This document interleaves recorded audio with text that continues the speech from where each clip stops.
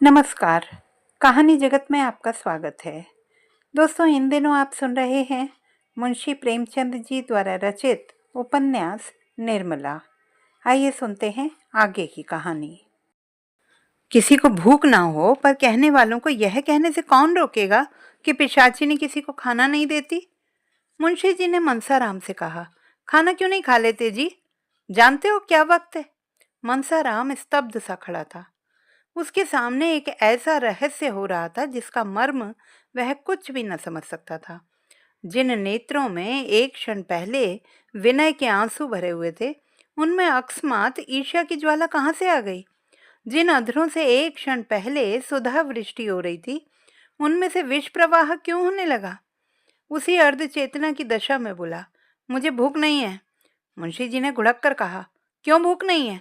भूख नहीं थी तो शाम को क्यों न कहला दिया? तुम्हारी भूख के इंतजार में कौन सारी रात बैठा रहे? तुम में पहले तो यह आदत ना थी। रूठना कब से सीख लिया? जाकर खा लो। मनशाराम, जी नहीं, मुझे जरा भी भूख नहीं है। तोताराम ने दांत पीस कर कहा, अच्छी बात है, जब भूख लगे तब खाना। यह कहते हुए वह अंदर चले गए। निर्मला भी उनके पीछे ही चली गई। मुंशी जी तो लेटने चले गए। उसने जाकर रसोई उठा दी और कुल्ला कर पान खाकर मुस्कुराती हुई आ पहुंची। मुंशी जी ने पूछा, खाना खा लिया ना? निर्मला, क्या करती, किसी के लिए अन्न जल छोड़ दूंगी? मुंशी जी, इसे न जाने क्या हो गया है, कुछ समझ ही नहीं आता। दिन दिन घुलता जाता है, दिन भर उसी कमरे में पड़ा रहता है। निर्मला कुछ न बोली। वह चिंता के अपार सागर में डुबकियां खा रही थी। मनसाराम ने मेरे भाव परिवर्तन को देखकर दिल में क्या क्या समझा होगा? क्या उसके मन में यह प्रश्न उठा होगा कि पिताजी को देखते ही इनकी त्योरियां क्यों बदल गईं? इसका कारण भी क्या उसकी समझ में आ गया होगा? बेचारा खाने आ रहा था, तब तक यह महाशय न जाने कहाँ से टपक पड़े। इस रहस्य को उसे कैसे समझाऊं? समझाना संभव भी है? मैं किस विपत्ति में फंस गई? सवेरे वह उठकर घर के काम धंधे में लगी। सहसा 9 बजे भूंगी ने आकर कहा, मनसा बाबू तो अपने कागज पत्तर सब इक्के पर लाद रहे हैं। मैंने पूछा तो बोले, अब स्कूल में ही रहूंगा। मनसाराम प्रातःकाल उठकर अपने स्कूल के हेडमास्टर साहब के पास गया था और अपने रहने का प्रबंध भी कराया था। हेडमास्टर साहब ने पहले तो कहा कि यहाँ जगह नहीं है, तुमसे पहले के कितने ही लड़कों के प्रार्थना पत्र पड़े हुए हैं। लेकिन जब मनसाराम ने कहा कि मुझे जगह ना मिलेगी तो कदाचित मेरा पढ़ना ना हो सके और मैं इम्तिहान में शरीक ना हो सकूं, तो हेडमास्टर साहब को हार माननी पड़ी। मनसाराम के प्रथम श्रेणी में पास होने की आशा थी। अध्यापकों को विश्वास था कि वह उस शाला की कीर्ति को उज्जवल करेगा। हेडमास्टर साहब ऐसे लड़कों को कैसे छोड़ सकते थे? उन्होंने अपने दफ्तर का कमरा खाली करा दिया। इसीलिए मनसाराम वहां से आते ही अपना सामान इक्के पर लादने लगा। मुंशी जी ने कहा, अभी ऐसी क्या जल्दी है? 2-4 दिन में चले जाना। मैं चाहता हूँ कि तुम्हारे लिए कोई अच्छा सा रसोइया ठीक कर दूँ। वहाँ का रसोइया बहुत अच्छा भोजन पकाता है, मनसाराम ने कहा। मुंशी जी, अपने स्वास्थ्य का ध्यान रखना। ऐसा ना हो कि पढ़ने के पीछे स्वास्थ्य खो बैठो। वहाँ 9 बजे के बाद कोई पढ़ने नहीं पाता। सबको नियम के साथ खेलना पड़ता है। मुंशी जी, बिस्तर क्यों छोड़ देते हो? सोओगे किस पर? कंबल लिए जाता हूँ, बिस्तर की ज़रूरत नहीं है। मुंशी जी, कहार जब तक तुम्हारा सामान रख रहा है, जाकर कुछ खा लो। रात भी तो कुछ नहीं खाया था। वहीं खा लूँगा। रसोइये से भोजन बनाने को कह आया हूँ। यहाँ खाने लगूंगा तो देर हो जाएगी। घर में जियाराम और सियाराम भी भाई के साथ जाने की जिद कर रहे थे। निर्मला उन दोनों को बहला रही थी। बेटा, वहाँ छोटे नहीं रहते, सब काम अपने ही हाथ से करना पड़ता है। एकाएक रुक्मणी ने आकर कहा, तुम्हारा वज्र का हृदय है। महारानी, लड़के ने रात से कुछ भी नहीं खाया, इस वक्त भी बिना खाए पिए चला जा रहा है, और तुम लड़कों के लिए बातें कर रही हो। उसको तुम जानती नहीं हो। यह समझ लो कि वह स्कूल नहीं जा रहा, वनवास जा रहा है, लौट कर फिर ना आएगा। यह उन लड़कों में नहीं है जो खेल में मार भूल जाते हैं। बात उसके दिल पर पत्थर की लकीर हो जाती है। निर्मला ने कातर स्वर में कहा, क्या करूं दीदी जी, वह किसी की सुनते ही नहीं। आप जरा जाकर बुला लें, आपके बुलाने से आ जाएंगे। आखिर हुआ क्या जिस पर भागा जाता है? घर से उसका जी कभी उचाट ना होता था। उसे तो अपने घर के सिवा और कहीं अच्छा ही ना लगता था। तुम ही ने उसे कुछ कहा होगा या उसकी कुछ शिकायत की होगी। क्यों अपने लिए कांटे बो रही हो? रानी, घर को मिट्टी में मिलाकर चैन से ना बैठने पाओगी। निर्मला ने रोकर कहा, मैंने उन्हें कुछ कहा हो तो मेरी जुबान कट जाए। हाँ, सौतेली माँ होने के कारण बदनाम तो हूँ ही। आपके आगे हाथ जोड़ती हूँ, जरा जाकर उन्हें बुला लाइए। रुक्मणी ने तीव्र स्वर में कहा, तुम क्यों नहीं बुला लाती? क्या छोटी हो जाओगी? अपना होता तो क्या इसी तरह बैठी रहती? निर्मला की दशा उस पंखहीन पक्षी की तरह हो रही थी जो सर्प को अपनी ओर आते देखकर उड़ना चाहता है पर उड़ नहीं सकता। उछलता है और गिर पड़ता है, पंख फड़फड़ा कर रह जाता है। उसका हृदय अंदर ही अंदर तड़प रहा था पर बाहर न जा सकती थी। इतने में दोनों लड़के आकर बोले, भैया जी चले गए। निर्मला मूर्तिवत खड़ी रही, मानो संज्ञाहीन हो गई हो।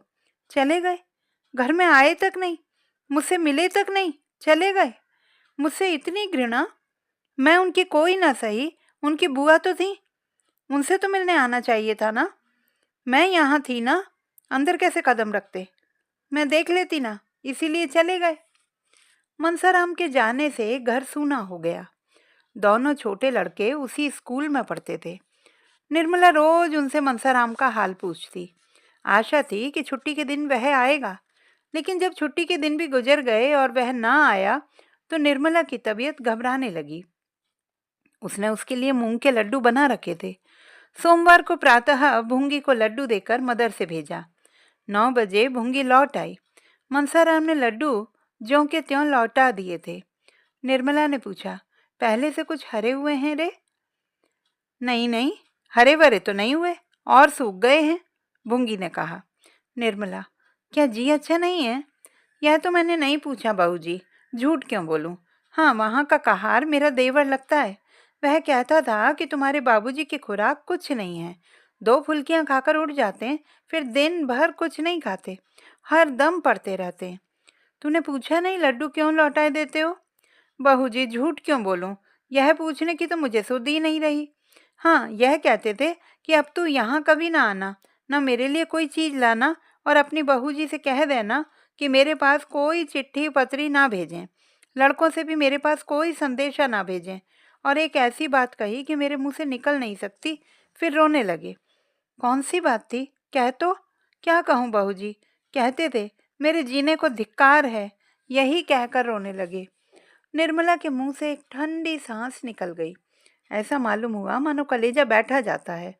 उसका रोम रोम आर्तनाद से रुदन करने लगा। वह वहां बैठी न रह सकी, जाकर बिस्तर पर मुंह ढांप कर लेटी रही और फूट फूट कर रोने लगी। वह भी जान गए। उसके अंतःकरण में बार बार यही आवाज गूंजने लगी। वह भी जान गए। भगवान, अब क्या होगा? जिस संदेह की आग में वह भस्म हो रही थी, अब सद्गुण वेग से धधकने लगी। उसे अपनी कोई चिंता न थी। जीवन में अब सुख की क्या आशा थी जिसकी उसे लालसा होती? उसने अपने मन को इस विचार से समझाया था कि यह मेरे पूर्व कर्मों का प्रायश्चित है। कौन प्राणी ऐसा निर्लज्ज होगा जो इस दिशा में बहुत दिन तक जी सके? कर्तव्य की वेदी पर उसने अपना जीवन और उसकी सारी कामनाएं होम कर दी थी। हृदय रोता रहता था पर मुख पर हंसी का रंग भरना पड़ता था। जिसका मुंह देखने को जी न चाहता था उसके सामने हंस हंस कर बातें करनी पड़ती थी। जिस देह का स्पर्श उसे सर्प के शीतल स्पर्श के समान लगता था, उससे आलिंगित होकर उसे जितनी घृणा, जितनी मर्म वेदना होती थी, उसे कौन जान सकता है। उस समय उसकी यही इच्छा थी कि धरती फट जाए और मैं उसमें समा जाऊं। लेकिन सारी विडंबना अब तक अपने ही तक थी।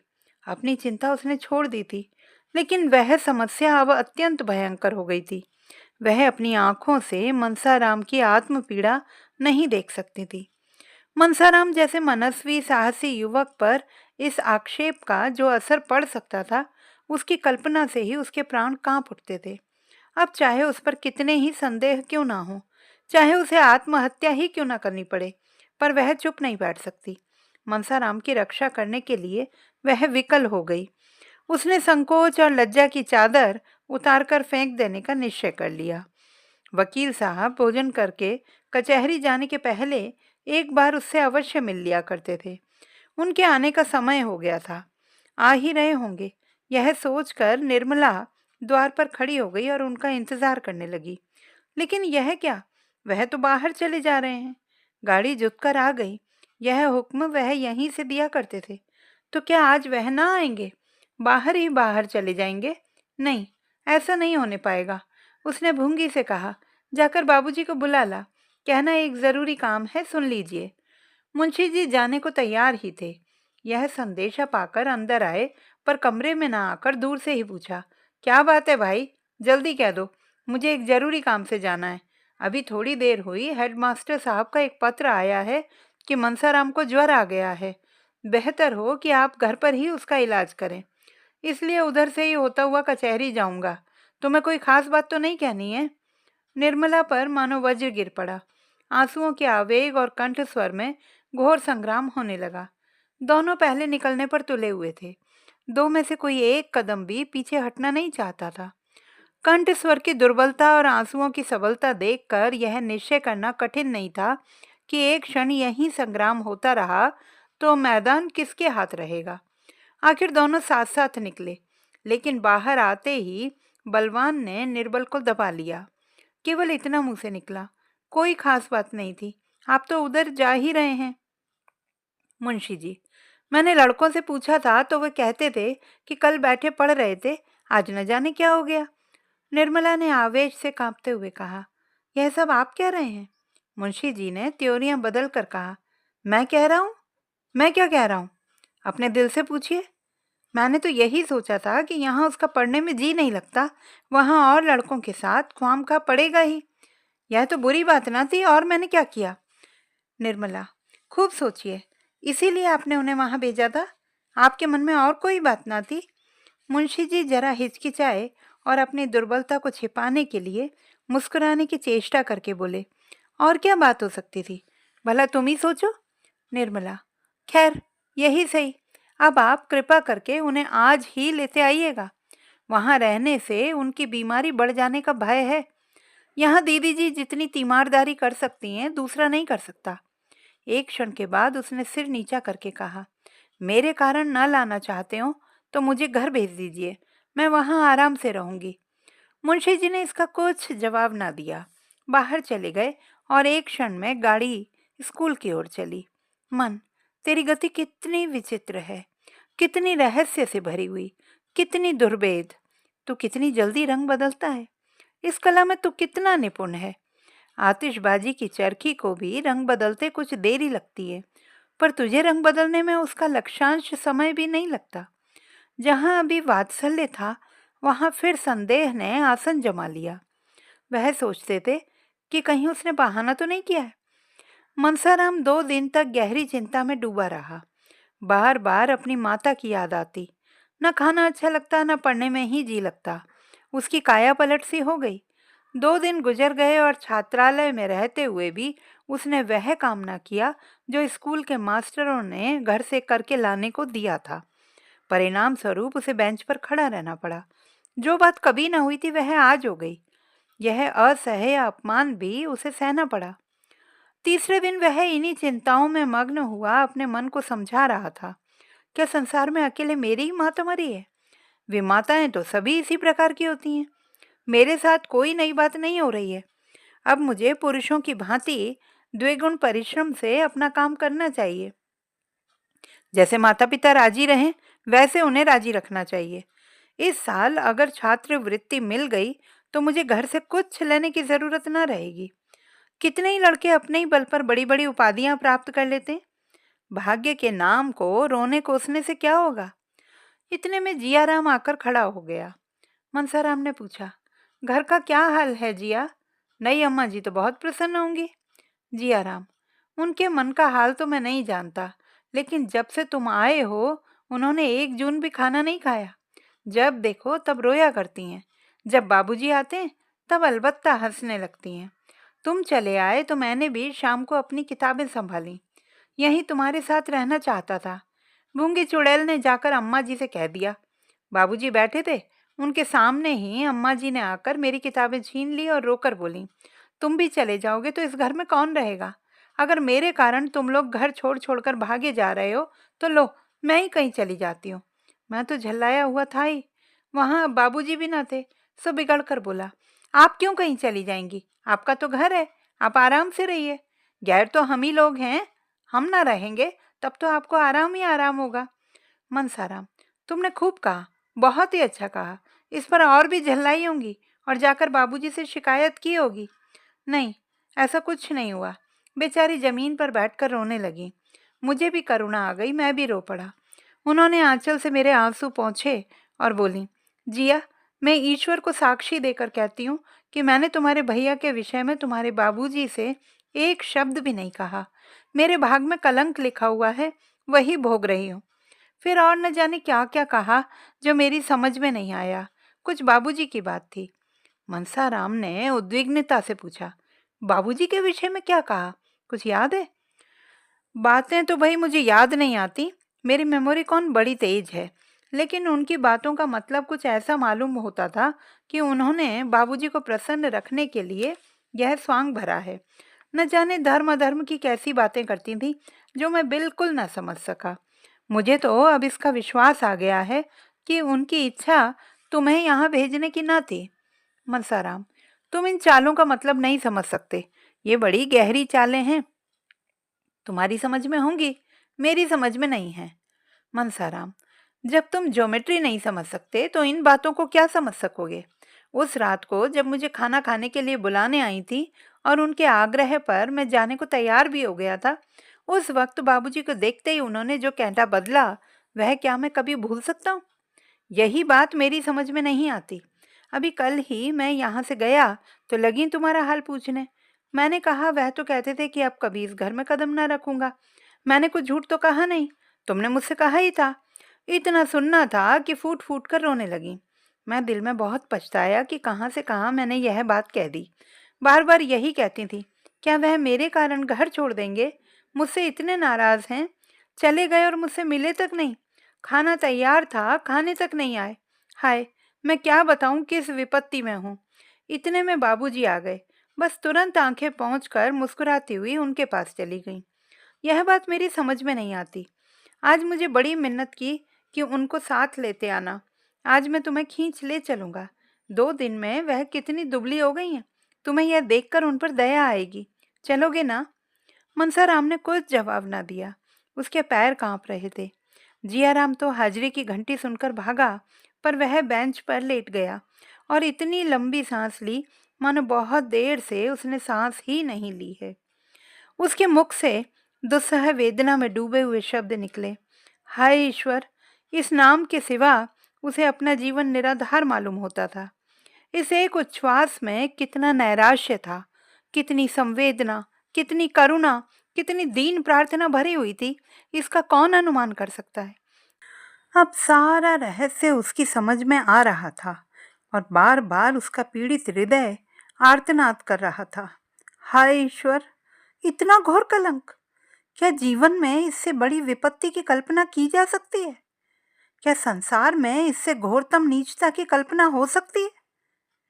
आज तक किसी पिता ने अपने पुत्र पर इतना निर्दय कलंक न लगाया होगा। जिसके चरित्र की सभी प्रशंसा करते थे, जो अन्य युवकों के लिए आदर्श समझा जाता था, जिसने कभी अपवित्र विचारों को अपने पास नहीं फटकने दिया, उसी पर यह घोरतम कलंक। मनसाराम को ऐसा मालूम हुआ मानो उसका दिल फटा जाता है। दूसरी घंटी भी बज गई थी। लड़के अपने अपने कमरे में गए, पर मनसाराम हथेली पर गाल रखे अनिमेष नेत्रों से भूमि की ओर देख रहा था, मानो उसका सर्वस्व जलमग्न हो गया हो, मानो वह किसी को मुंह न दिखा सकता हो। स्कूल में गैर हाजिरी हो जाएगी, जुर्माना हो जाएगा, इसकी उसे चिंता नहीं है। जब उसका सर्वस्व लुट गया तो अब इन छोटी छोटी बातों का क्या भय? इतना बड़ा कलंक लगने पर भी अगर जीता रहूं तो मेरे जीने को धिक्कार है। उसी शोकातिरेक दशा में वह चिल्ला पड़ा, माता जी, तुम कहाँ हो? कहाँ हो तुम? तुम्हारा बेटा, जिस पर तुम प्राण देती थी, जिसे तुम अपने जीवन का आधार समझती थी, आज घोर संकट में है। उसी का पिता उसकी गर्दन पर छुरी फेर रहा है। हाय माँ, कहाँ हो तुम? मनसाराम फिर शांत चित्त से सोचने लगा, मुझ पर यह संदेह क्यों हो रहा है? इसका क्या कारण है? मुझ में ऐसी कौन सी बात उन्होंने देखी जिससे उन्हें यह संदेह हुआ? वह हमारे पिता हैं, मेरे शत्रु नहीं हैं जो अनायास ही मुझ पर यह अपराध लगाने बैठ जाए। जरूर उन्होंने कोई बात देखी या सुनी है। उनका मुझ पर कितना स्नेह था। मेरे बगैर भोजन ना करते थे। वही मेरे शत्रु हो जाएं, यह बात अकारण तो नहीं हो सकती। अच्छा, इस संदेह का बीजारोपण किस दिन हुआ? मुझे बोर्डिंग हाउस में ठहराने की बात तो पीछे की है। उस दिन रात को वह मेरे कमरे में आकर मेरी परीक्षा लेने लगे थे। उसी दिन उनकी त्योरियां बदली हुई थी। उस दिन ऐसी कौन सी बात हुई थी जो अप्रिय लगी हो? मैं नई अम्मा से कुछ खाने को मांगने गया था। बाबूजी उस समय वहीं बैठे थे। हाँ, अब याद आती है। उसी वक्त उनका चेहरा तमतमा गया था। उसी दिन से नई अम्मा ने मुझसे पढ़ना छोड़ दिया। अगर मैं जानता कि मेरा घर में आना जाना, अम्मा जी से कुछ कहना सुनना और उन्हें पढ़ाना लिखाना पिताजी को बुरा लगता है, तो आज यह नौबत क्यों आती?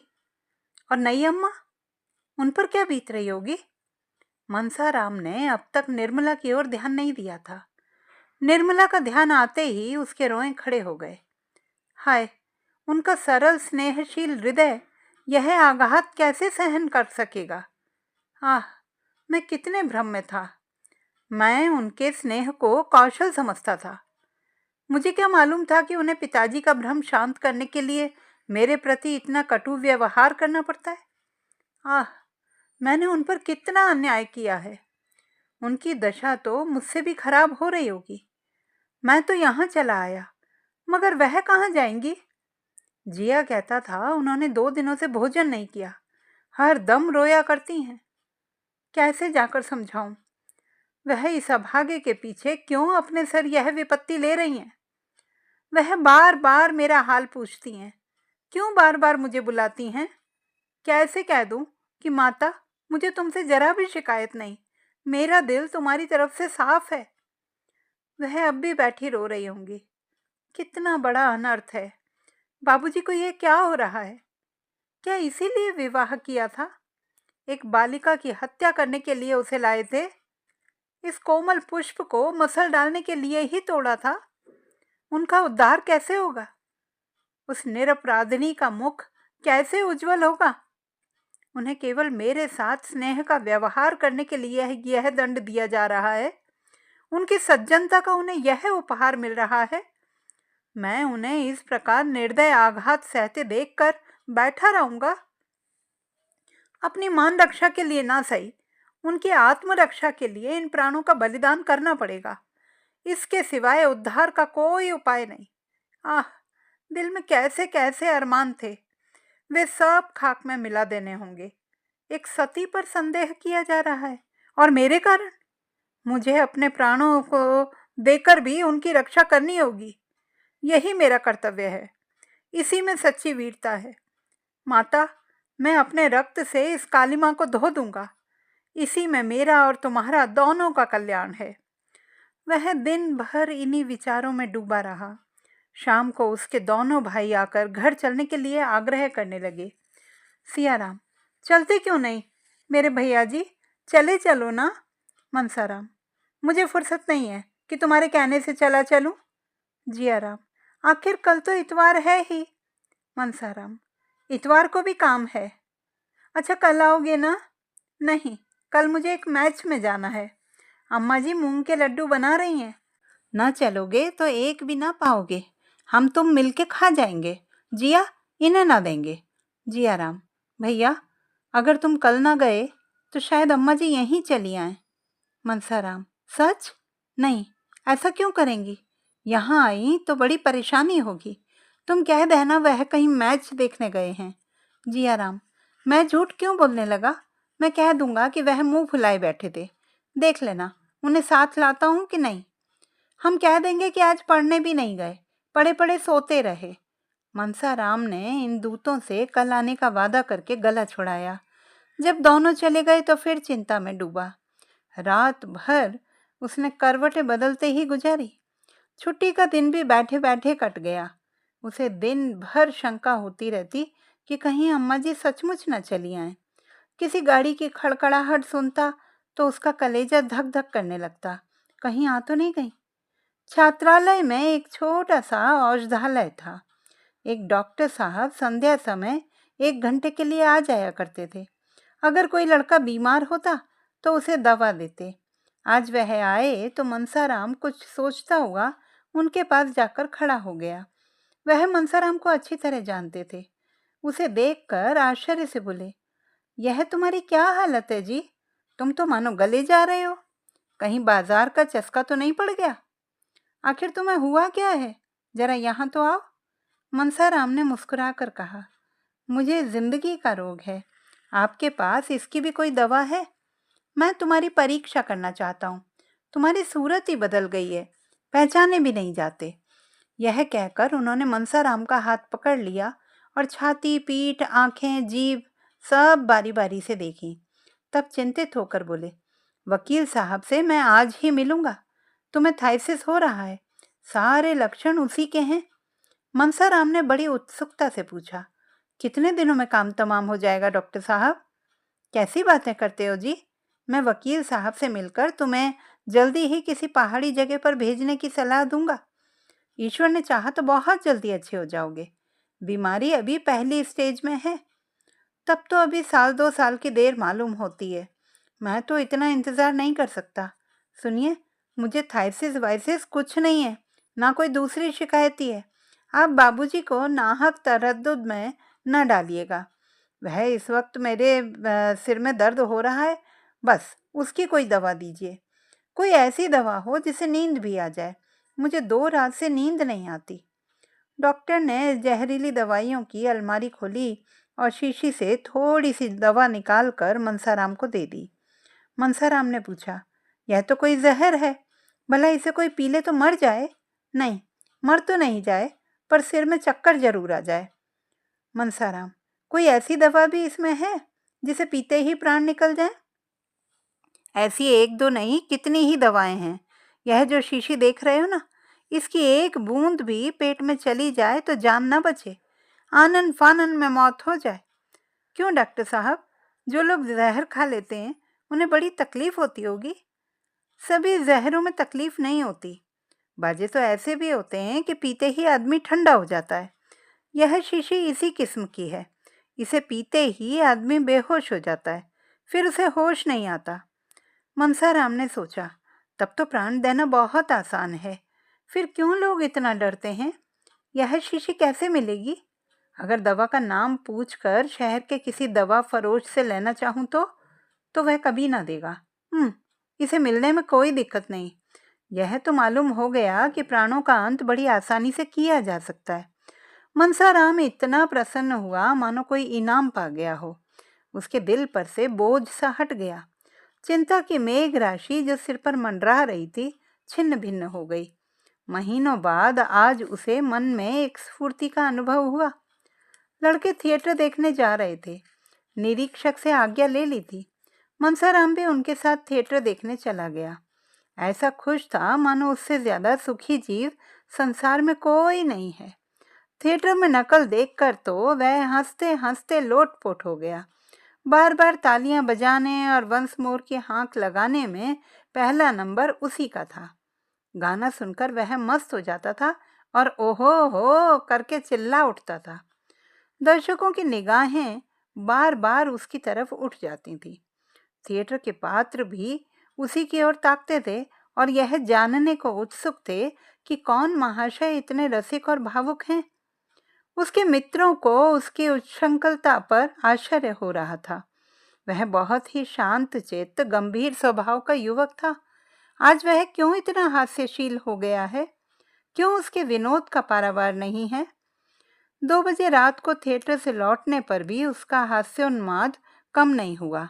उसने एक लड़के की चारपाई उलट दी, कई लड़कों के कमरे के द्वार बाहर से बंद कर दिए और उन्हें भीतर से खटखट करते सुनकर हंसता रहा। यहाँ तक कि छात्रालय के अध्यक्ष महोदय की नींद शोरगुल सुनकर खुल गई और उन्होंने मनसाराम की शरारत पर खेद प्रकट किया। कौन जानता है कि उसके अंतःस्थल में कितनी भीषण क्रांति हो रही है। संदेह के निर्दय आघात ने उसकी लज्जा और आत्मसम्मान को कुचल डाला है। उसे अपमान और तिरस्कार का लेश मात्र भी भय नहीं है। यह विनोद नहीं, उसकी आत्मा का करुण विलाप है। जब और सब लड़के सो गए तो वह भी चारपाई पर लेटा, लेकिन उसे नींद नहीं आई। एक क्षण के बाद वह बैठा और अपनी सारी पुस्तकें बांध कर संदूक में रख दी। जब मरना ही है तो पढ़कर क्या होगा? जिस जीवन में ऐसी ऐसी बाधाएं हैं, ऐसी ऐसी यातनाएं हैं, तो उससे तो मृत्यु ही कहीं अच्छी। यह सोचते सोचते तड़का हो गया। 3 रात से वह एक क्षण भी न सोया था। इस वक्त वह उठा तो उसके पैर थर थर कांप रहे थे और सिर में चक्कर सा आ रहा था। आंखें जल रही थीं और शरीर के सारे अंग शिथिल हो रहे थे। दिन चढ़ता जाता था और उसमें इतनी शक्ति न थी कि उठकर मुंह हाथ भी धो डाले। एकाएक उसने भूंगी को रुमाल में कुछ लिए हुए एक कहार के साथ आते देखा। उसका कलेजा सन्न रह गया। हाय ईश्वर, वे आ गई। अब क्या होगा? भूंगी अकेले नहीं आई होगी, बग्घी जरूर बाहर खड़ी होगी। कहाँ तो उससे उठा तक न जाता था, कहाँ भूंगी को देखते ही दौड़ा और घबराई हुई आवाज में बोला, अम्मा जी भी आई हैं क्या? बताना। जब मालूम हुआ कि अम्मा जी नहीं आई, तब उसका चित्त शांत हुआ। भूंगी ने कहा, भैया तुम कल गए नहीं, बहू जी तुम्हारी राह देखती रह गई। उनसे क्यों रूठे हो भैया? कहती हैं मैंने उनकी कुछ भी शिकायत नहीं की है। मुझसे आज रोकर कहने लगी कि उनके पास यह मिठाई लेती जा और कहना मेरे कारण क्यों घर छोड़ दिया है। कहाँ रख दूँ ये थाली? मनसाराम ने रुखाई से कहा, यह थाली अपने सिर पर पटक दे चुड़ैल। वहां से चलिए मिठाई लेकर। खबरदार जो फिर कभी इधर आई। सौगात लेकर चली है, जाकर कह देना मुझे उनकी मिठाई नहीं चाहिए।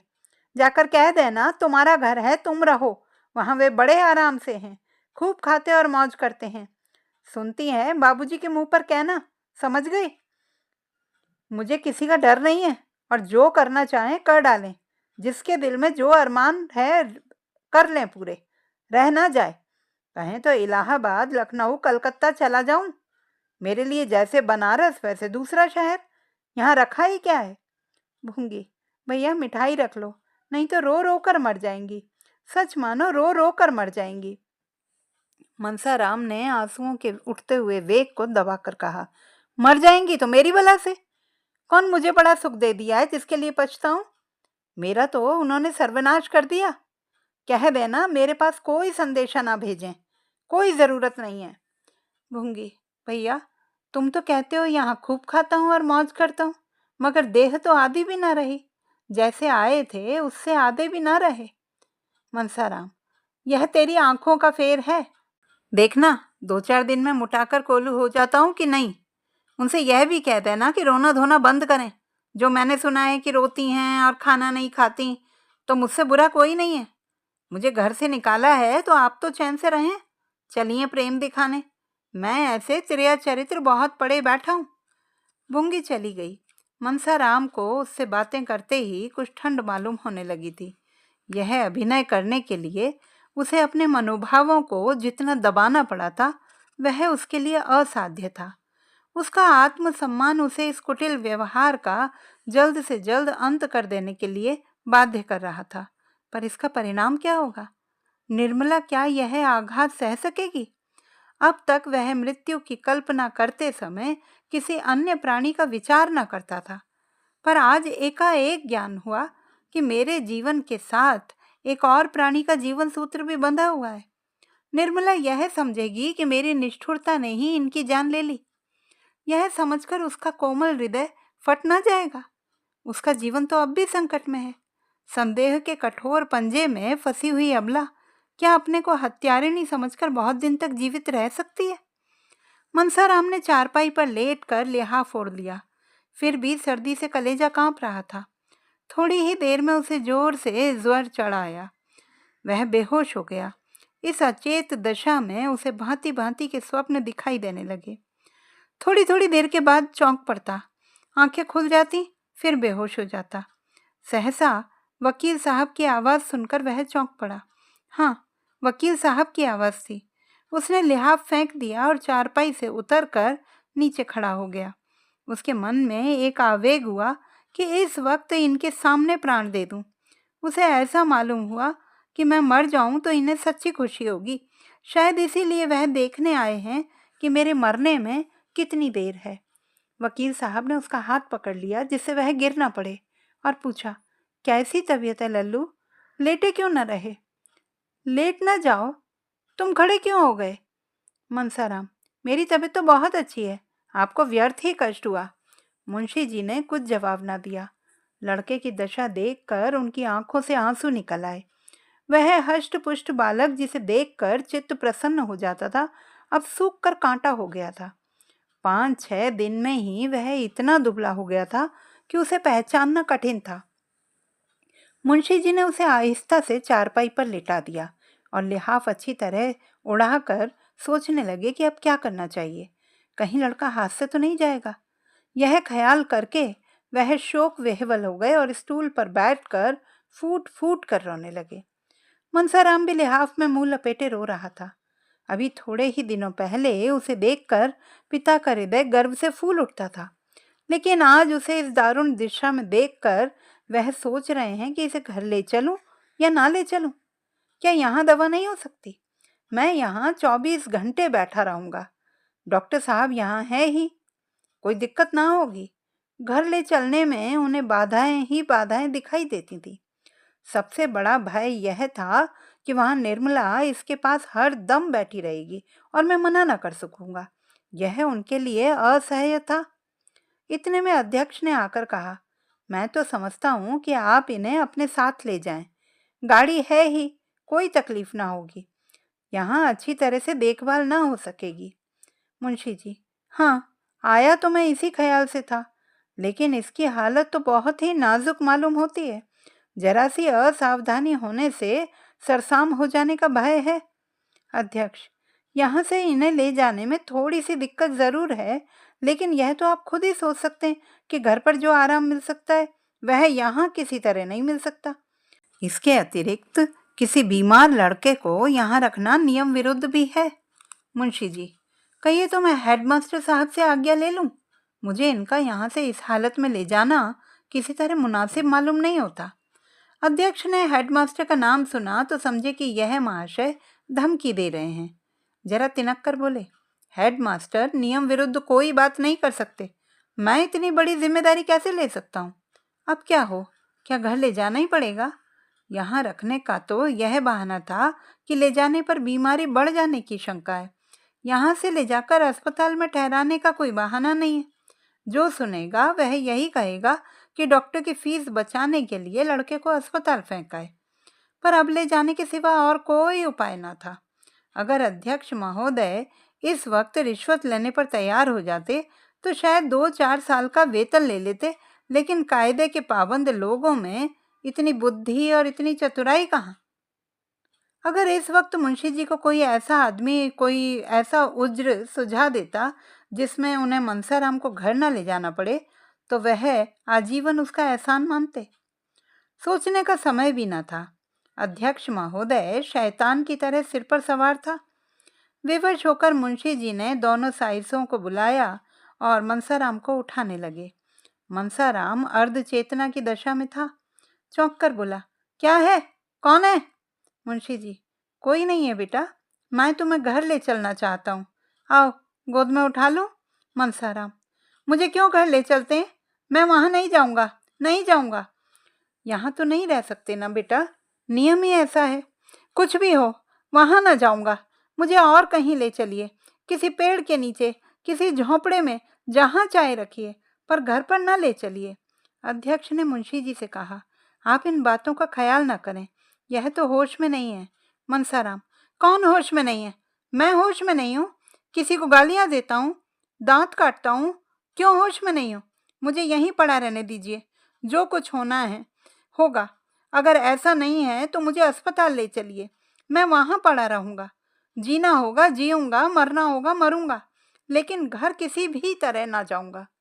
यह जोर पाकर मुंशी जी फिर अध्यक्ष की मिन्नतें करने लगे, लेकिन वह कायदे का पाबंदी आदमी कुछ सुनता ही न था। अगर छूत की बीमारी हुई और किसी दूसरे लड़के को छूत लग गई तो कौन उसका जवाबदेह होगा? इस तर्क के सामने मुंशी जी की कानूनी दलीलें भी मात हो गईं। आखिर मुंशी जी ने मनसाराम से कहा, बेटा, तुम्हें घर चलने से इनकार क्यों हो रहा है? वहां तो सभी तरह का आराम रहेगा। मुंशी जी ने कहने को तो यह बात कह दी, लेकिन डर रहे थे कि कहीं सचमुच मनसाराम चलने के लिए राजी ना हो जाए। मनसाराम को अस्पताल में रखने का कोई बहाना खोज रहे थे और उसकी जिम्मेदारी मनसाराम के ही सिर डालना चाहते थे। यह अध्यक्ष के सामने की बात थी। वह इस बात की साक्षी दे सकते थे कि मनसाराम अपनी जिद से अस्पताल जा रहा है। मुंशी जी का इसमें लेश मात्र भी दोष नहीं है। मनसाराम ने झल्लाकर कहा, नहीं नहीं, 100 बार नहीं, मैं घर नहीं जाऊंगा। मुझे अस्पताल ले चलिए और घर के सब आदमियों को मना कर दीजिए कि मुझे देखने ना आए। मुझे कुछ नहीं हुआ है, बिल्कुल बीमार नहीं हूँ। आप छोड़ दीजिए मुझे, मैं अपने पाँव से चल सकता हूँ। वह उठ खड़ा हुआ और उन्मत्त की भांति द्वार की ओर चला, लेकिन पैर लड़खड़ा गए। यदि मुंशी जी ने संभाल न लिया होता तो उसे बड़ी चोट आती। दोनों नौकरों की मदद से मुंशी जी उसे बग्घी के पास लाए और अंदर बैठा दिया। गाड़ी अस्पताल की ओर चली। वही हुआ जो मुंशी जी चाहते थे। इस शोक में भी उनका चित्त संतुष्ट था। लड़का अपनी इच्छा से अस्पताल जा रहा था। क्या यह इस बात का प्रमाण नहीं था कि घर में इसे कोई स्नेह नहीं है? क्या इससे यह सिद्ध नहीं होता कि मनसाराम निर्दोष है? वह उस पर अकारण ही भ्रम कर रहे थे। लेकिन जरा ही देर में इस तुष्टि की जगह उनके मन में ग्लानि का भाव जागृत हुआ। वह अपने प्राणप्रिय पुत्र को घर न ले जाकर अस्पताल लिए जा रहे थे। उनके विशाल भवन में उनके पुत्र के लिए जगह न थी, इस दशा में भी, जबकि उसका जीवन संकट में पड़ा हुआ था। कितनी विडंबना है। एक क्षण के बाद एकाएक मुंशी जी के मन में प्रश्न उठा, कहीं मनसाराम उनके भावों को ताड़ तो नहीं गया? इसीलिए तो उसे घर से घृणा नहीं हो गई है। अगर ऐसा है तो गजब हो जाएगा। उस अनर्थ की कल्पना से ही मुंशी जी के रोए खड़े हो गए और कलेजा धक धक करने लगा। हृदय में एक धक्का सा लगा। अगर इस ज्वर का यही कारण है तो ईश्वर ही मालिक है। इस समय उनकी दशा अत्यंत दयनीय थी। वह आग जो उन्होंने अपने ठिठुरे हुए हाथों को सेकने के लिए जलाई थी, अब उनके घर में लगी जा रही थी। इस करुणा, शोक, पश्चाताप और शंका से उनका चित्त घबरा उठा। उनके गुप्त रोदन की ध्वनि बाहर निकल सकती तो सुनने वाले रो पड़ते। उनके आंसू बाहर निकल सकते तो उनका तार बंध जाता। उन्होंने पुत्र के वर्णहीन मुख की ओर एक वात्सल्यपूर्ण नेत्रों से देखा। वेदना से विकल होकर उसे छाती से लगा लिया और इतना रोए कि हिचकी बंध गई। सामने अस्पताल का फाटक दिखाई दे रहा था। मुंशी तोताराम संध्या समय कचहरी से घर पहुंचे तो निर्मला ने पूछा, उन्हें देखा? क्या हाल है? मुंशी जी ने देखा कि निर्मला के मुख पर नाम मात्र को भी शोक या चिंता का चिन्ह नहीं है। उसका बनाव श्रृंगार और दिनों से भी कुछ गाढ़ा हुआ है। मसलन वह गले का हार ना पहनती थी, पर आज वह भी गले में शोभा दे रहा था। झूमर से भी उसे बहुत प्रेम न था, पर आज वह भी महीन रेशमी साड़ी के नीचे काले काले केशों के ऊपर फानूस के दीपक की भांति चमक रहा था। मुंशी जी ने मुंह फेर कर कहा, बीमार है? और क्या हाल बताऊं? निर्मला, तुम तो उन्हें यहाँ लाने गए थे। मुंशी जी ने झुंझलाकर कहा, वह नहीं आता तो क्या मैं जबरदस्ती उठा लाता? कितना समझाया कि बेटा घर चलो, वहां तुम्हें कोई तकलीफ ना होने पाएगी, लेकिन घर का नाम सुनकर उसे जैसे दूना ज्वर हो जाता था। कहने लगा, मैं यहाँ मर जाऊंगा लेकिन घर ना जाऊंगा। आखिर मजबूर होकर अस्पताल पहुंचा आया, और क्या करता। रुक्मणी भी आकर बरामदे में खड़ी हो गई थी। बोली, वह जन्म का हठी है, यहाँ किसी तरह ना आएगा, और यह भी देख लेना कि वहाँ अच्छा भी ना होगा। मुंशी जी ने कातर स्वर में कहा, तुम 2-4 दिन के लिए वहाँ चली जाओ तो बड़ा अच्छा हो बहन। तुम्हारे रहने से उसे तस्कीन होती रहेगी। मेरी बहन, मेरी यह विनय मान लो। अकेले वह रो रो कर प्राण दे देगा। बस हाय अम्मा की रट लगाकर रोया करता है। मैं वहीं जा रहा हूँ, मेरे साथ ही चलो। उसकी दशा अच्छी नहीं बहन, वह सूरत ही नहीं रही। देखें ईश्वर क्या करते हैं। यह कहते कहते मुंशी जी की आंखों से आंसू बहने लगे, लेकिन रुक्मणी अविचलित भाव से बोली, मैं जाने को तैयार हूँ। मेरे वहां रहने से अगर मेरे लाल के प्राण बच जाएं तो मैं सिर के बल दौड़ी चली जाऊं, लेकिन मेरा कहना गिरह में बांध लो भैया। वहां वह अच्छा ना होगा। मैं उसे खूब पहचानती हूँ। उसे कोई बीमारी नहीं है, केवल घर से निकाले जाने का शौक है। यही दुख ज्वर के रूप में प्रकट हुआ है। तुम एक नहीं, लाख दवा करो, सिविल सर्जन को ही क्यों ना दिखाओ, उसे कोई दवा असर न करेगी। मुंशी जी, बहन, उसे घर से निकाला किसने है? मैंने तो केवल उसकी पढ़ाई के ख्याल से उसे वहां भेजा था। तुमने चाहे जिस ख्याल से भेजा हो, लेकिन यह बात उसे लग गई। अब मैं तो किसी गिनती में हूं नहीं। मुझे किसी बात में बोलने का भी कोई अधिकार नहीं। मालिक तुम और मालकिन तुम्हारी स्त्री। मैं तो केवल तुम्हारी रोटियों पर पड़ी हुई अभागिनी विधवा हूं। मेरी कौन सुनेगा और कौन परवाह करेगा? लेकिन बिना बोले रहा नहीं जाता। मनसा तभी अच्छा होगा जब घर आएगा, जब तुम्हारा हृदय वही हो जाएगा जो पहले था। यह कहकर रुक्मिणी वहां से चली गई। उनकी ज्योतिहीन पर अनुभवपूर्ण आंखों के सामने जो चरित्र हो रहे थे, उनका रहस्य वह खूब समझती थी और उनका सारा क्रोध निरपराधिनी निर्मला पर ही उतरता था। इस समय भी वह कहते कहते रुक गई कि जब तक यह लक्ष्मी इस घर में रहेगी, इस घर की दशा बिगड़ती ही जाएगी। उसको प्रकट रूप से न कहने पर भी उसका आशय मुंशी जी से छिपा नहीं रहा। उनके चले जाने पर मुंशी जी ने सिर झुका लिया और सोचने लगे। उन्हें अपने ऊपर इस समय इतना क्रोध आ रहा था कि दीवार से सिर पटक कर प्राणों का अंत कर दें। उन्होंने क्यों विवाह किया था? विवाह करने की जरूरत ही क्या थी? ईश्वर ने उन्हें एक नहीं 3 पुत्र दिए थे। उनकी अवस्था भी 50 के लगभग पहुंच गई थी। फिर उन्होंने क्यों विवाह किया? क्या इसी बहाने ईश्वर को उनका सर्वनाश करना मंजूर था? उन्होंने सिर उठाकर एक बार निर्मला की साहसी पर निश्चल मूर्ति देखी और अस्पताल चले गए। निर्मला की साहसी छवि ने उनका चित्त शांत कर दिया था। आज कई दिनों के बाद उन्हें शांति मयस्सर हुई थी। प्रेम पीड़ित हृदय इस दशा में क्या इतना शांत और अविचलित रह सकता है? नहीं, कभी नहीं। हृदय की चोट भाव कौशल से नहीं छिपाई जा सकती। अपने चित्त की दुर्बलता पर इस समय उन्हें अत्यंत क्षोभ हुआ।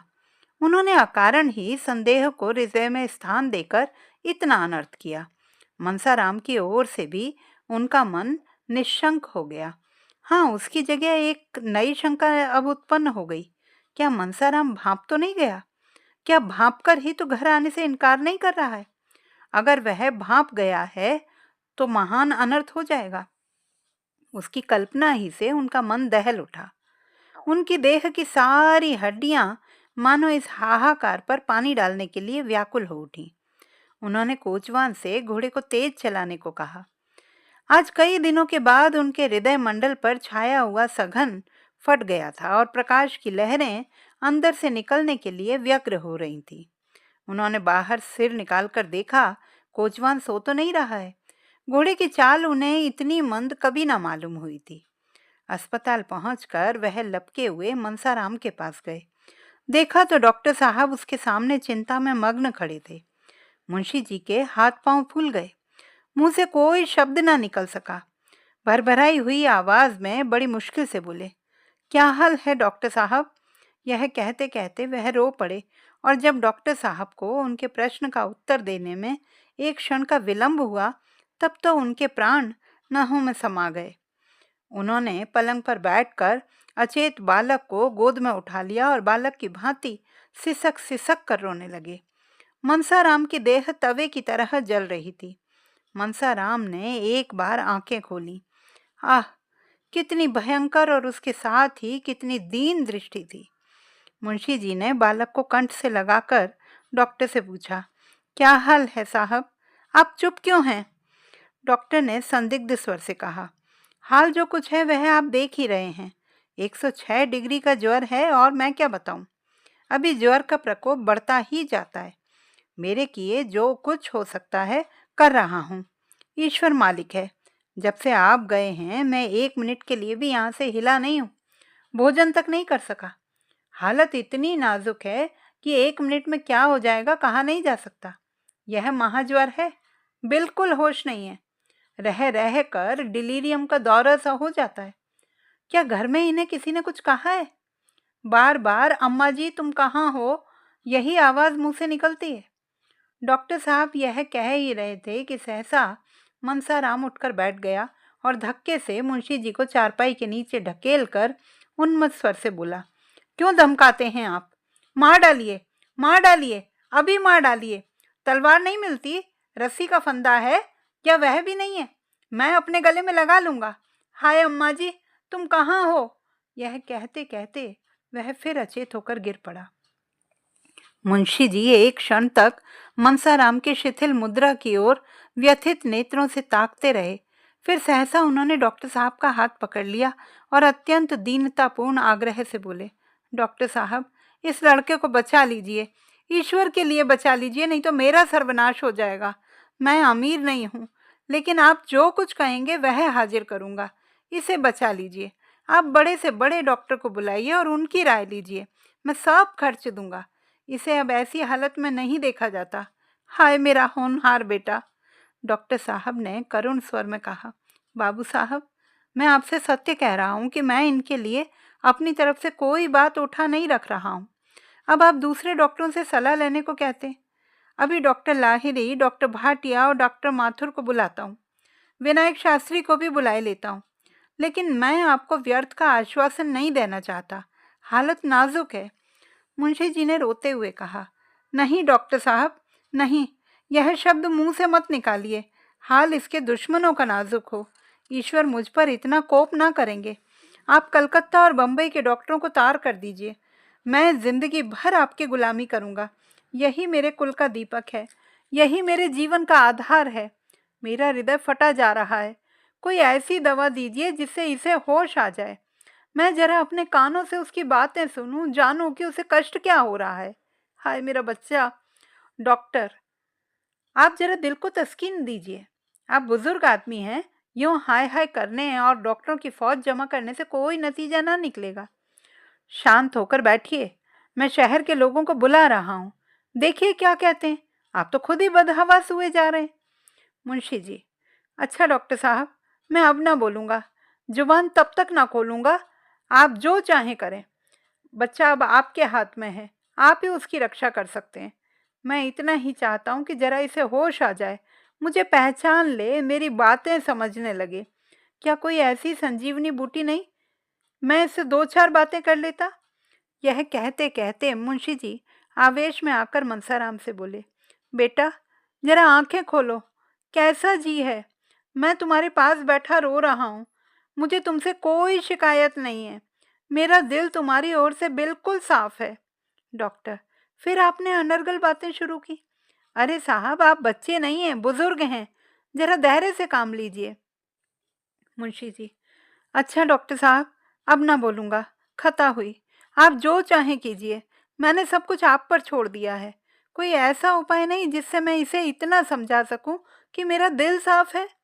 आप ही कह दीजिए डॉक्टर साहब, कह दीजिए कि तुम्हारा अभागा पिता बैठा रो रहा है, उसका दिल तुम्हारी तरफ से बिल्कुल साफ है, उसे कुछ भ्रम हुआ था, वह अब दूर हो गया। बस इतना ही कर दीजिए, मैं और कुछ नहीं चाहता। मैं चुपचाप बैठा हूँ, जुबान नहीं खोलूँगा, लेकिन आप इतना ज़रूर कह दीजिए। डॉक्टर, ईश्वर के लिए बाबू साहब, जरा सब्र कीजिए, वरना मुझे मजबूर होकर आपसे कहना पड़ेगा कि घर जाइए। मैं जरा दफ्तर में जाकर डॉक्टरों को खत लिख रहा हूँ, आप चुपचाप बैठे रहिएगा। निर्दयी डॉक्टरों, जवान बेटे की यह दशा देखकर कौन पिता है जो धैर्य से काम लेगा? मुंशी जी बहुत गंभीर स्वभाव के मनुष्य थे। यह भी जानते थे कि इस वक्त हाय हाय मचाने से कोई नतीजा नहीं, लेकिन फिर भी इस समय शांत बैठना उनके लिए असंभव था। अगर दैव गति से यह बीमारी ना होती तो वह शांत हो सकते थे, दूसरों को समझा सकते थे, खुद डॉक्टरों को बुला सकते थे, लेकिन क्या यह जानकर भी धैर्य रख सकते थे कि यह सब आग मेरी ही लगाई हुई है? तो दोस्तों, ये थी हमारी आज की कहानी। आगे की कहानी सुनने के लिए बने रहिए सुनीता भटनागर कहानी जगत के साथ। नमस्कार।